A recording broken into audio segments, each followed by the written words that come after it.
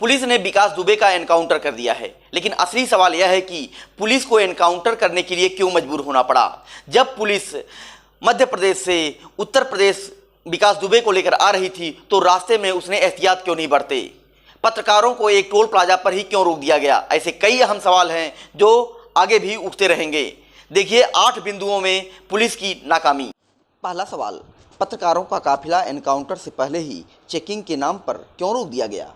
बताया जा रहा है कि उज्जैन से ही पत्रकारों का काफिला विकास दुबे के साथ आ रहा था। कानपुर से करीब 17 किलोमीटर पहले सुबह 6:30 पर सचेड़ी के पुलिसकर्मियों द्वारा यह काफिला रोक दिया जाता है। थोड़ी देर बाद ही विकास का एनकाउंटर हो जाता है। दूसरा बड़ा सवाल यह है कि दूसरी कार में सवार था विकास दुबे, तो कार कैसे बदली गई। कथित एनकाउंटर से कुछ दूर पहले ही टोल प्लाजा की सीसीटीवी फुटेज में टाटा सफारी में बैठा नजर आ रहा है विकास, जबकि एसटीएफ की जिस गाड़ी का एक्सीडेंट हुआ है वह टीयूवी थी। ऐसे में सवाल उठता है कि क्या एक्सीडेंट से पहले विकास दुबे की गाड़ी बदली गई। तीसरा और बड़ा सवाल है कि विकास दुबे को हथकड़ी क्यों नहीं पहनाई गई, जबकि विकास दुबे क्रिमिनल था, वह हथियार चलाना भी जानता था। इसके बाद भी उसे हथकड़ी क्यों नहीं पहनाई गई। वह हथकड़ी में होता तो फिर फायरिंग करने के लिए हथियार कैसे छीनता। चौथा और बड़ा सवाल है कि विकास दुबे को भागना था तो उसने सरेंडर क्यों किया। जिस विकास दुबे को निहत्थे गार्ड ने पुलिस को सौंपा वह पिस्टल छीनकर भागने की कोशिश क्यों करेगा। उसे पता था कि उसके साथ 100 से अधिक पुलिसकर्मी हथियारों से लैस हैं, फिर वह ऐसा क्यों करेगा।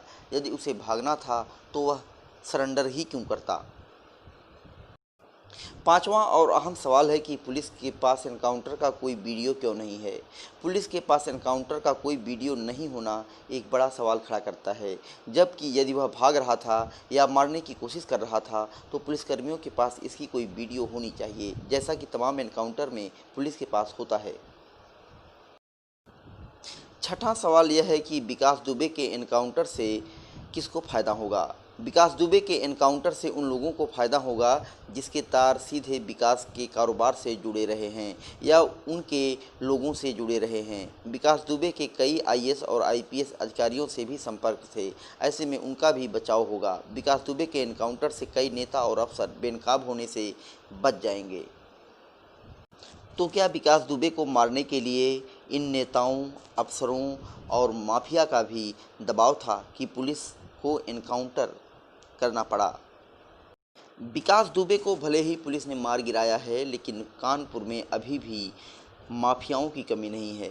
विकास दुबे के मारे जाने के बाद माफिया खुश हैं, क्योंकि विकास दुबे के संबंध भी उन माफियाओं से रहे हैं। ऐसे में विकास दुबे यदि जिंदा रहता तो उन माफियाओं की पोल खोल सकता था। पुलिस ने उन सब राज को अब दफन कर दिया है। मंदिर में वह कैसे पहुंचा और वहां उसको आने के लिए कौन कहा था। बताया जा रहा है कि इसका खुलासा होने पर मध्य प्रदेश के एक बड़े मंत्री सवालों के घेरे में आ रहे थे। उत्तर प्रदेश के भी कई मंत्रियों का नाम वह ले सकता था। ऐसे में एक तीर से कई निशाने लगाना भी सरकार की मजबूरी थी। यदि वह सरकार के मंत्रियों का नाम ले लेता तो सरकार की भी फजीहत होती। यही वजह है कि उसका एनकाउंटर कर दिया गया।